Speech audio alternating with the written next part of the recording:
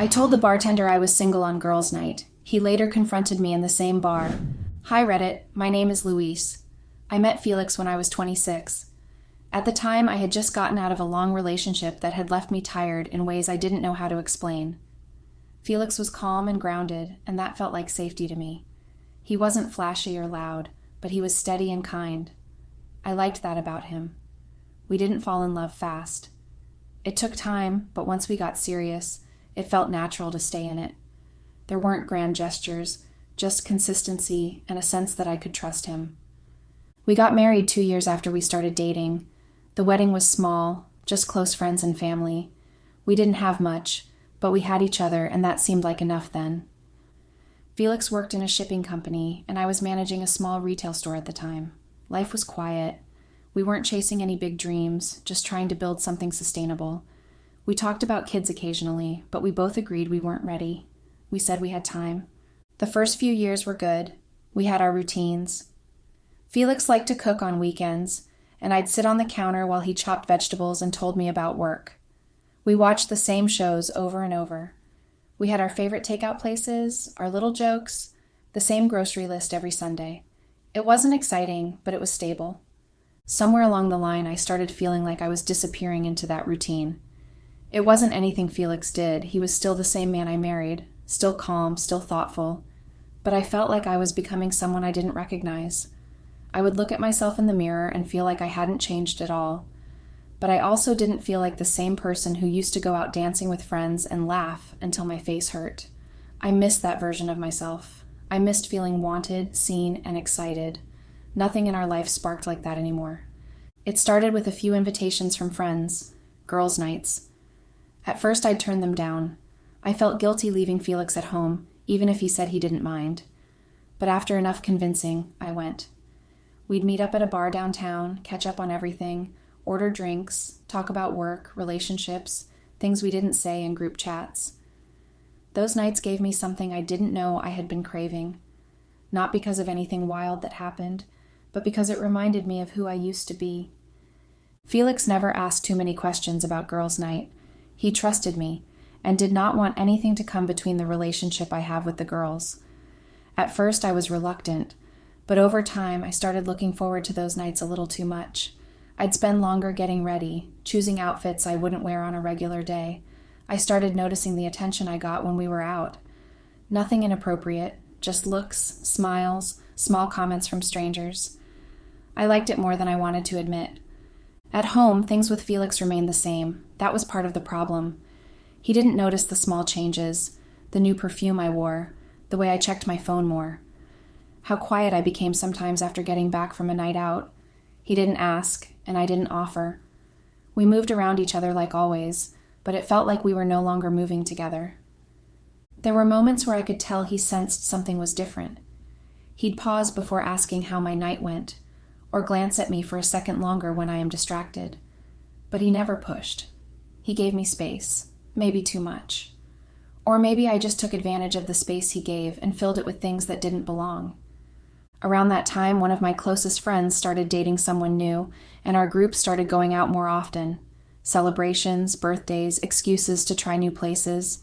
It became almost a weekly thing. I told Felix every time, but I also started giving less detail. He didn't push back. I think he assumed I'd come back to myself eventually, that it was just a phase. But the truth was, I was drifting further away, without even realizing how far I had gone. I told myself I wasn't doing anything wrong. I wasn't cheating. I wasn't crossing any lines. I was just reclaiming a part of myself I had lost. But deep down, I knew that wasn't entirely honest. I knew that some of the choices I made weren't fair to Felix, not because of what I did, but because of what I hid. The way I stopped being emotionally present, the way I let my thoughts wander, the way I started measuring excitement by what happened outside our home rather than within it. Looking back, I think I wanted to feel like I still had options, not to act on them, just to know they existed. It sounds selfish, and maybe it is. But after years of stability, something inside me was restless. I kept that part buried when I was with Felix. I smiled, laughed when appropriate, helped fold laundry, made dinner when it was my turn. On the outside, I was still a wife. On the inside, I was somewhere else entirely. The night everything changed didn't feel special when it started. It was just another Friday, another bar. I was alone that night because my friends couldn't go out because of their work shifts, so I had to go alone. It was a different bar from the usual one we always went to. That night I wanted to have a breath of fresh air because I felt stuffed. The night was supposed to be a night of relief and rewinding, but it was the night I let that restless part of me speak louder than it ever had before. I didn't plan for it. I didn't even think much of it at the time. But that night started something that couldn't be undone, and it was the beginning of the end, even if I didn't see it coming yet. It felt harmless when I said it, like a joke. I didn't know why I said I was single, only that it came out without thinking. I didn't say it to anyone specific, just to the bartender, when he asked if I was waiting on someone. He kept staring at me for some time and wasn't even concentrating on what he was doing at that time. After some time, he said hello and asked how I was doing, which I told I was okay. He didn't stop there. He asked if I needed more drinks.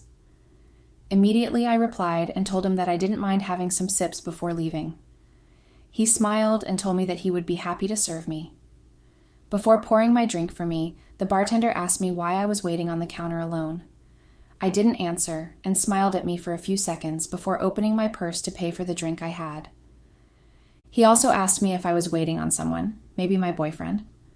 I smiled and said no, I was single and I stopped by to chill. He laughed, poured my drink, and I slid the money for the bill towards him and left. But the weight of those words stayed with me for the rest of the night, and they would return later, heavier than I ever expected. After I told the bartender I was single, I didn't think much of it. It felt like such a small moment. I wasn't trying to make anything happen. I wasn't even flirting, not in the way people think of it. It was just a sentence that slipped out, one I didn't pull back. I had all the time and opportunity to have said that I was married or just minded my business like I should or even ignored his questions, but no, I didn't.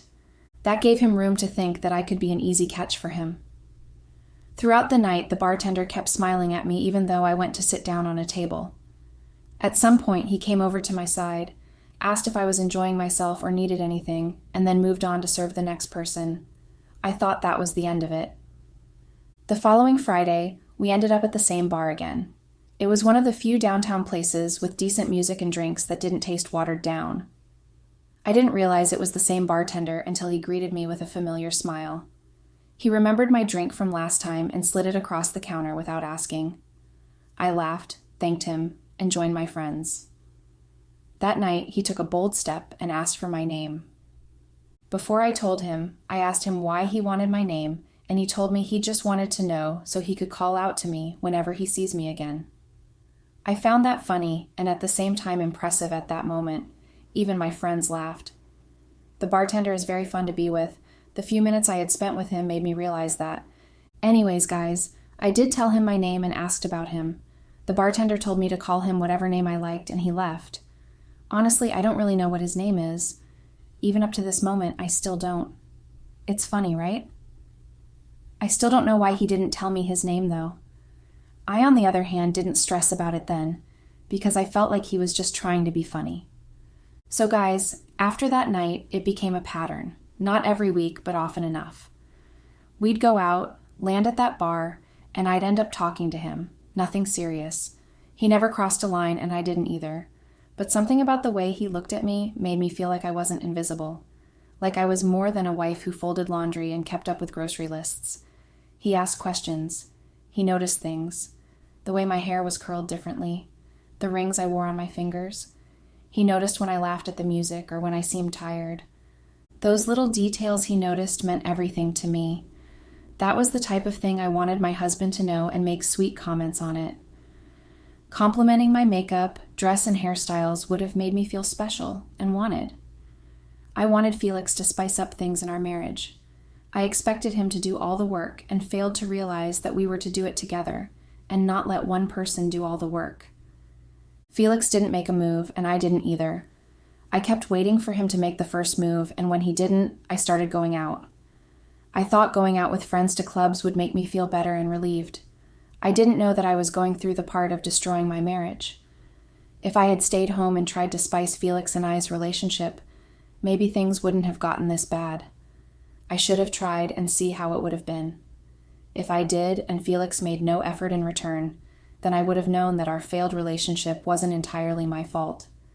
But now, I do share part of the blame in it, just like Felix also. Sometimes I feel like our relationship not being as it used to shouldn't have been a cause for alarm, right? Was it that I overthought about everything and should have handled the whole situation differently? Anyways, guys, the attention I got from the bartender made me feel alive for some strange reasons, but I kept telling myself it was just harmless attention, and I also told myself it meant nothing. But I started dressing up more when we went out, started arriving earlier than the rest of the group, just in case I could get a few quiet minutes at the bar before the night picked up. I liked the way he looked at me. I liked the fact that I didn't have to explain who I was or what my life looked like at home. The problem was, the lie I told that first night never went away. In his mind, I was single, and I let him believe that. I never said I had a husband or even said I was seeing someone. I never corrected the assumption. The longer it went on, the harder it became to say anything. It didn't feel like a lie I was actively telling anymore. It just felt like something I chose not to fix. At home, Felix was still the same, still asking me how my night went, still folding the blankets on the couch, still reminding me to take my phone charger before I left for work. But I was more quiet. I started staying out late. Sometimes I'd say I was sleeping over at a friend's place if we drank too much. Felix never pushed. I could see in his eyes that he didn't believe every word, but he kept his questions to himself. One night, I stayed later than usual. Most of my friends had already left, but I lingered. I was sitting at the bar, sipping the last of my drink, when the bartender came around and leaned in a little closer than usual. He asked if I wanted to grab food after his shift. I hesitated, but I later agreed. That was the first real moment where the direction of everything became clear. This wasn't just harmless attention anymore. He was interested, and my actions also showed that I was ready to flirt. We got to a nearby restaurant where we ate, discussed childhood memories, and laughed very hard. We finished eating, and I suggested we walk down the road together. That way we could talk more, which he agreed to. We walked down the road before taking a cab back home. Before I left, we both hugged and told each other goodnight. I remember going home that night feeling some type of way. I hadn't done anything. It was just a hug, but I had created the space for something to happen. I had opened a door and let it stay open. I knew I had gone too far, even if I hadn't stepped through it. The next hangout with my friends, I avoided the bar. I made excuses when my friends wanted to go there and suggested that we go to another location. They asked why, but I didn't give any reasonable answer. Eventually went to another place, though. The thing was that I felt guilty, but not just about the bartender. I felt guilty for how easy it had become to live a separate life inside a marriage that had given me nothing but consistency and care. Felix didn't deserve that. He hadn't changed. I had. But my distance didn't fix anything. In fact, it seemed to make Felix more alert. He asked more questions about my late nights and what was keeping me with my friends for that long. He started looking at me like he was searching for something. That night, I came home and found him sitting on the couch, still dressed like he had just gotten home from work. He looked tired, but also like he was done waiting. He didn't ask why I was coming back home so late in the night that day. I told him that I was with my friends, and he didn't ask any questions again. Immediately, I went straight to the bathroom, avoiding eye contact. I could feel the tension in the air. A few days later, things came to a head in the most unexpected way. My friends planned another night out, and I agreed to go, even though part of me knew I shouldn't. I convinced myself it would be fine, that I could go, behave, and come back home early. We ended up at the same bar again. The bartender was there, and his smile looked a little different this time. A little too knowing. He kept coming over to our table and asked if we needed anything, but we kept telling him that we were fine. After some time, I went over to his place at the counter to have a chat with him. Yes, guys, I did. I felt like I needed some kind of closure at that time, which I didn't get from my friends at that moment, and so I went over to his side. My friends didn't know what was happening. They had no idea about the hug. I hid it from them. When I went over to the bartender's place, we had a few conversations, and I had a good laugh. While we were talking, I could remember the bartender's hand and mine together. He was caressing my hand in some type of romantic way, which I loved. We didn't do anything more than that. but I thought I was in control of the situation. But halfway through the night, I felt a tap on my shoulder. I turned around and there was Felix. I didn't understand what I was seeing. He was angry. Very angry. He wasn't yelling, but his eyes were burning in anger. He took a deep breath. He just stood there, staring at me like he didn't recognize who I was. The bartender looked at us, confused. And in that silence, it all fell apart. Felix walked up to him, asked his name, and then asked one simple question. "Did she tell you she was married? Or do you realize that you have been flirting with a married woman all these while?" The bartender froze. I froze too. I had never seen Felix that way before. Not loud, but cruel. He turned to me and asked me if I was single or not. And I could not just answer. I was dumbfounded for a while. I didn't know what to say. Felix asked me if that was what I have been doing, going around flirting with every bartender at a bar, forgetting that I was not single but married. He yelled so loud that everyone present started staring at us. He yelled at me to answer his questions. I felt embarrassed. Felix told me that I had no shame. He added that a friend of his was at the bar a few nights before that day and saw the bartender and I flirting and even had the guts to walk down the road together. Felix said he wanted to confirm it by himself. That was why he showed up that day. I was really embarrassed.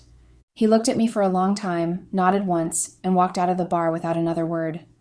My chest kept pounding really fast. I couldn't move. My friends were confused. The bartender was clearly uncomfortable. But none of it mattered. The moment he walked out, I knew something had changed that wouldn't go back. I felt embarrassed, but not enough to care because I knew what was waiting for me after I left there. My friends and I left the bar. I never cared to talk to the bartender at that moment or even apologize for what happened. All that was on my mind was to explain this to Felix and probably fix things. But guess what, guys? He didn't come home that night, or the next. That weekend felt heavier than any I had ever lived through. The silence in the house was louder than any argument could have been. Felix didn't call. He didn't text. His keys were gone from the hook by the door. His shoes were missing from the rack. His side of the closet looked untouched, like he had taken only what he needed and left everything else behind. I kept walking in and out of rooms hoping he would come back, hoping it was just space he needed, but deep down I already knew it wasn't. On Sunday evening, I got a text. He told me he won't be back, and he wouldn't be back. I stared at it for so long my screen dimmed and locked on its own. My first instinct was to call him anyway, but I didn't. He had already made it clear. The weight of what I had done began to settle differently after that. It wasn't just guilt anymore. It was a consequence. I spent the next few days replaying everything. Every moment I had ignored his eyes when they searched mine. Every time I brushed past his questions. Every time I had chosen a night out over an honest conversation. I tried to justify it to myself at first, saying nothing physical had happened. But the truth was, I had left my marriage long before that night at the bar. I had emotionally checked out and allowed someone else to see parts of me that should have belonged to Felix. Tuesday morning after what happened, I heard a knock at the door. I opened it to find a man standing there with a document in his hand. He confirmed my name, handed me the envelope, and left before I could say anything. Inside was a formal letter. Felix had filed for divorce. I sat on the couch holding the divorce papers. I read through the contents, but none of the legal language mattered. What mattered was that this was real. This was no longer something I could undo with a conversation or apology. Later that week, I noticed things in the house had changed. Some boxes were missing from the hallway. Felix had come while I was out, taken more of his things, and left quietly. He didn't want to see me. He didn't want an explanation. The ring he had once given me was gone from the small dish by the nightstand. I didn't know when he had taken it, but I noticed its absence immediately. I had taken it off a month ago, blaming my swollen fingers, telling myself I would put it back on eventually. Then, it was clear I never would. After the whole thing, some mutual friends and neighbors felt concerned and wanted to know what was going on. They asked if it was okay. Was Felix all right? We haven't seen him lately and stuff like that. I gave short answers, pretending I was fine, but the truth was I had never felt more exposed. I started skipping the usual grocery runs because I couldn't afford it. Felix was the only one doing that, and when he wasn't at home, I couldn't do it any longer. I told myself I would give him space. Maybe he just needed time. But more days passed, and still nothing from him. Then one night, I heard from a friend that he had moved in with his cousin on the other side of town. He wasn't just gone, he had started over. I didn't respond to the divorce papers right away.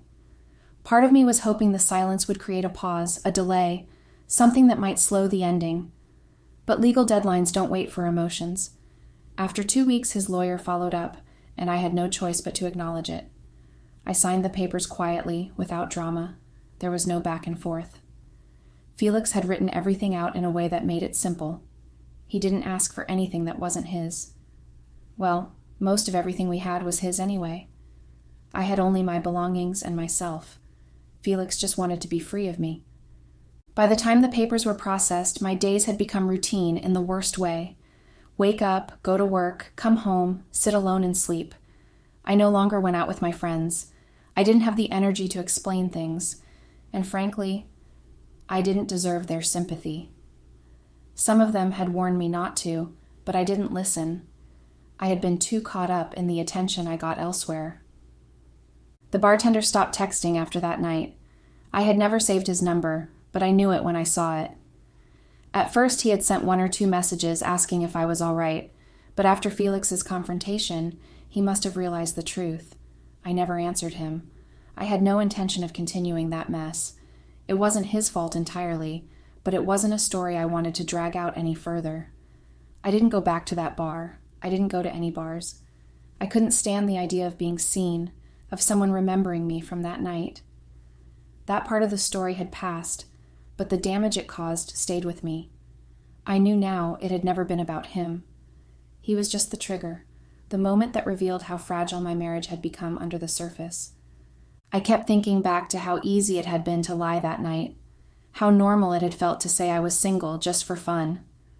But what felt like a game to me ended up costing me my relationship, my home, and my peace of mind.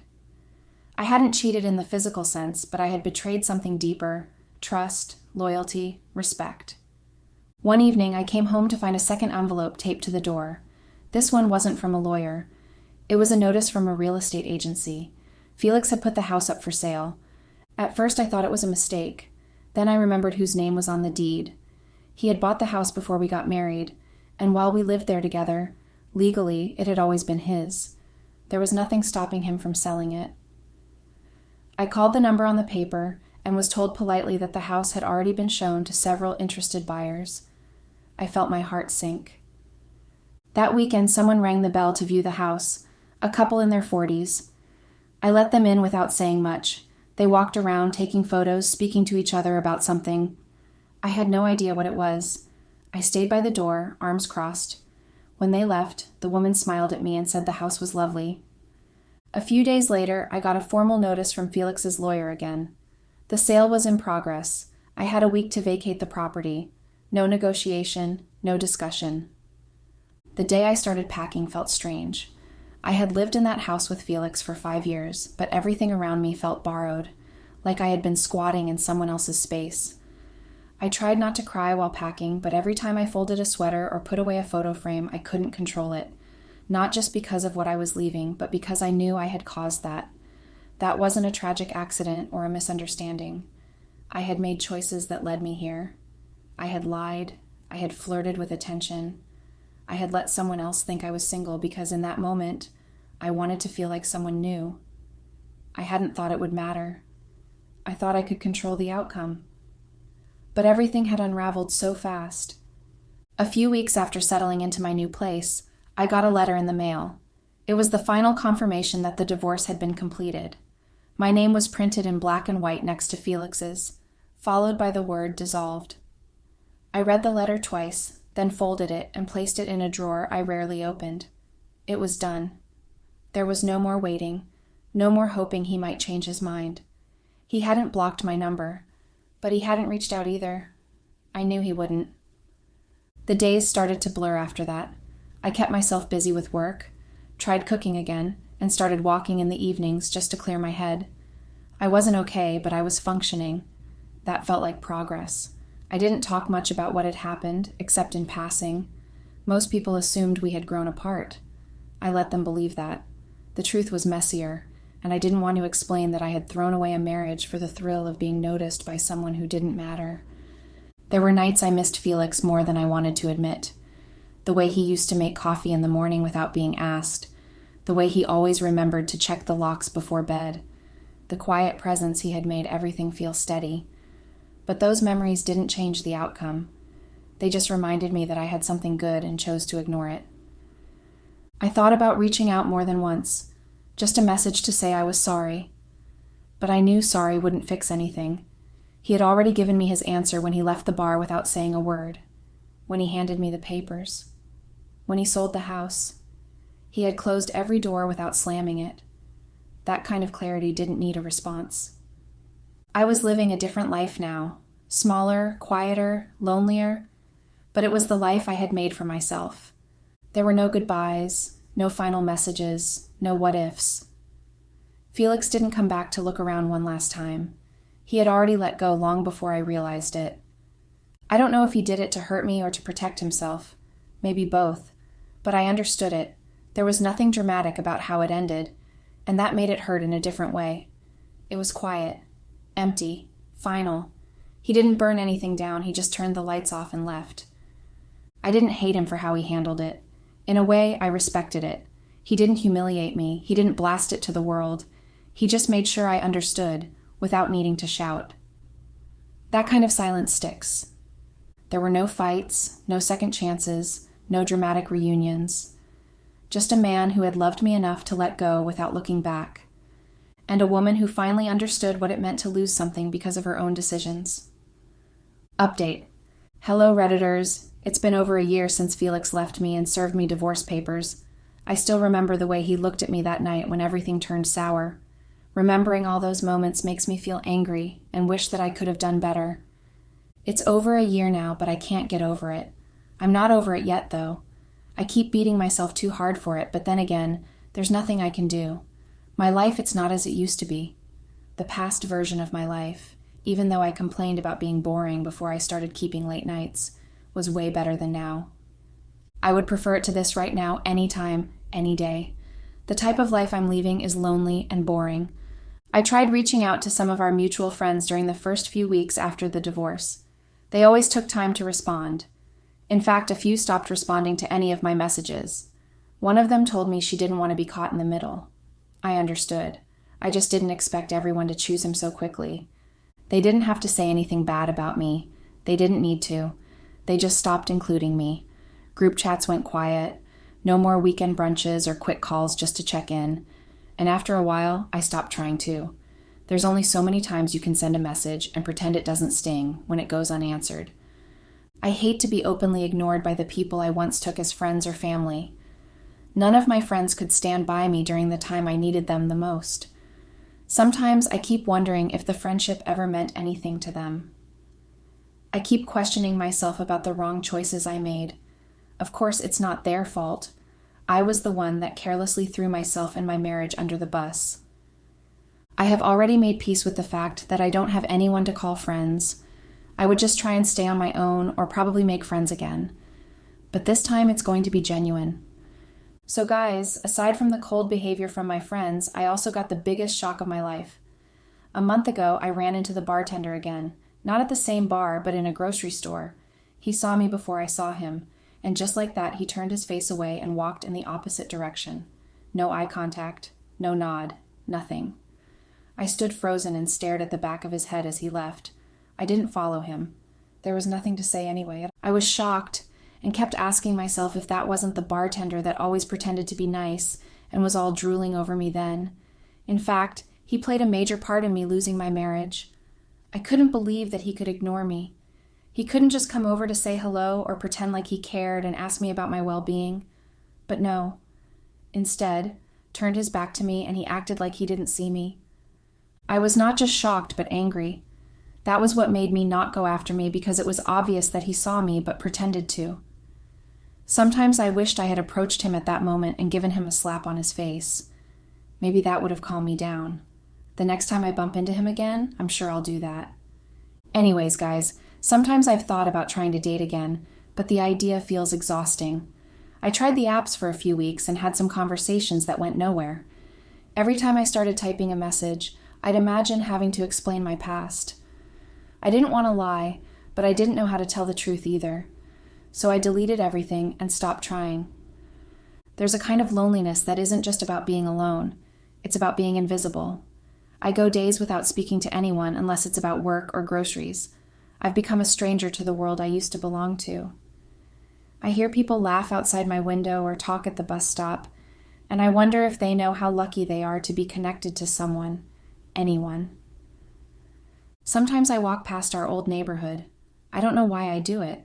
The house still looks the same from the outside. The new owner maintained it well. Looking back, I don't even feel angry anymore. Just tired. I made a choice that night at the bar. A stupid, impulsive choice. I told a lie for attention. And the cost of that lie turned out to be everything I had. That's not something you come back from easily.